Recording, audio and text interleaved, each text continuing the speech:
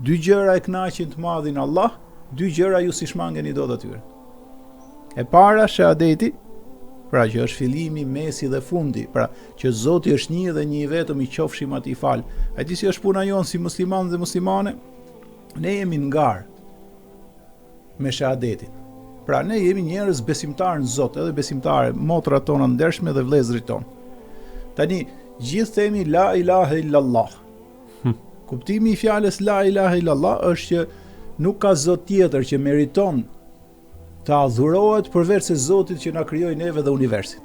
Kjo është kuptimi i shahadetit. Nuk ka Zot që meriton të adhurohet me të vërtetë përveç se ai që na krijoi, jo Zota të rrejshëm.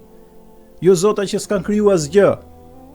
Por Zoti që krijoi universin dhe në këtë univers deri tani, sipas Kuranit famlar dhe librave të shenjtë, po sipas dhe shkencës moderne, nuk është parë akoma, nuk është zbuluar akoma një krijesë madhështore si njeriu. Ole kat kerem na beni Adem, e kemi nderu birin e Ademit, thot Kurani. Tani shkenca çdo ditë me teleskopet më të fuqishëm po zbulohen planete pafund. Çdo yll, si dielli jon, ka shumë planete përreth. Dhe nëse themi ka 200 miliard, po flas vetëm për galaktikën tonë, 200 miliard yje. Çdo yll nga këto ka nga 10 planete, nga 11 planete, nga 5 planete, nga 20 planete, si sistemi jon diellor, se edhe dielli është një yll, apo jo? Si dielli jon në vetëm në rrugën e qumshit, galaktikën tonë ka 200 miliard yje. 200 miliard yje, vetëm nga 5 shumëzoje, bëhet i numër i frikshëm. Bëhet 1 trilion yje vetëm galaktikën tonë. Në të gjitha çfarë është parë deri son planete s'ka jetë. Pra s'ka njeri. Wala kat karamna beni Adem. E kemi nderuar shumë birin e Ademit. Ne pra që ne këtu që jemi në live, ato që na dëgjojnë dhe ne, dhe gjithë kushto që është në botë që beson Zot. Allahu. Tani, më thuaj çfarë është zbuluar tjetër në këtë univers? Një krijesë i njeriu që është i vogël në fizik, po e përfshin gjithë universin në mendjen e tij gjigante që ka. As si krijesë sot, çdo gjë që është zbuluar deri sot, nuk ka një qenie tjetër si njeriu që është i ndërgjegjshëm për qenien e vet, i ndërgjegjshëm për atë që e rrethon, ndërgjegja e tij shkon derisa njeh Zot. Kjo është për t'u dridh trupi. Dhe vetë Islami, Kurani, pejgamberët, po edhe shkencëtarët e sotëm thojnë, nuk ka gjë më të mrekullueshme se sa truri i njeriu, që janë 100 miliard neurone që funksionojnë të ndërthura në njëra tjetrën që ne të kemi ndërgjegjen.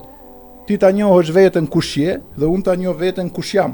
Ka me miliarda gjallësa të tjera, nuk e kanë këtë vetdije të madhe që ka njeriu.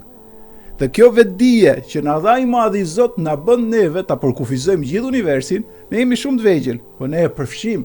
Ne jemi të vegjël shumë, po ne kemi zbuluar universin që është shumë më i madh se ne, se Zoti na dhuroi logjikën, trurin, mendjen, ndërgjegjen. Allahu Akbar. Po. Kjo është bukuria e krijesës njerëzore. Dhe ne tani na ka dhënë Zoti ai shumë potencial, sa jo që jemi ndërgjegjshëm, po ulemi në podcast dhe trajtojmë tema të mëdha, siç është kërkimi i faljes ndaj Allahut mëdhenush. Kam një pyetje që më erdhi shumë natyrshëm. Si? Po. Po jo, si kemi prek ne. E kemi mbyll. Kam një pyetje që po më buronte nga gjithë kjo madhështi që po shpjegoje për universin edhe që njeriu është ndërgjegja e universit, shumë e bukur. Si kënaqet Allahu kur ne kërkojmë falje? Zoti i madh është i panevojshëm për ne. Pra Zoti s'ka nevojë për ne. Zoti ka i gjotë të veçantë. Zoti i gjithësisë është shumë i mirë.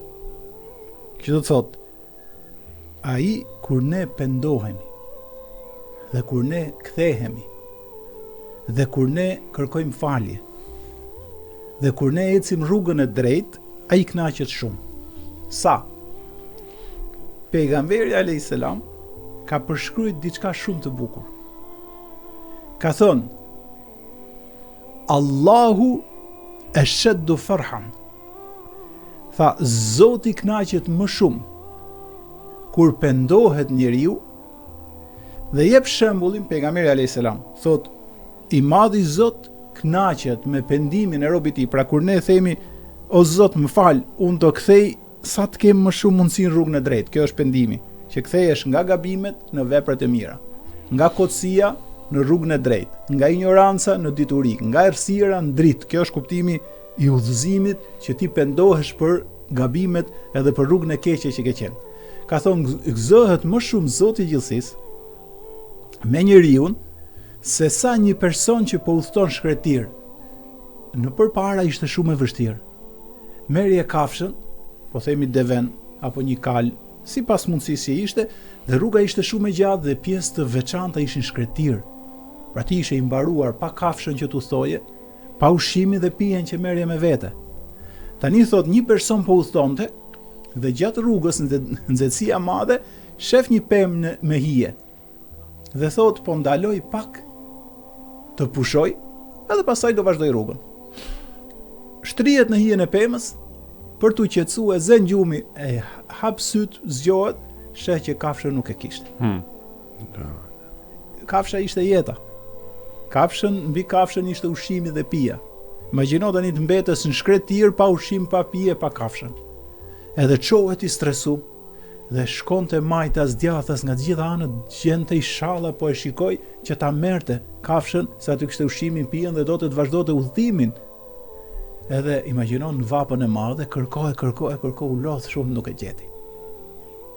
Po kthehem, thot, paktën, e di që do vdes, po kthehem ka ajo pema që të paktën mos të mkapi dielli drejt për drejt. Të shijoj pak hijen, edhe pastaj ka deri Zotit pasaqen që unë më ndru jetë. Shkon, thot, edhe ulet prap në hijen e pemës, nga lodhja madhe e zen prap gjumi. Kur i hap syt, kishte ardhur kafsha përballë. Dhe thot, profeti alayhis salam, ju kthy jeta. Tha, nga gëzimi kur e pa prap kafshën, tha, o Zot, tha, ti je robi im, unë jam Zoti jot.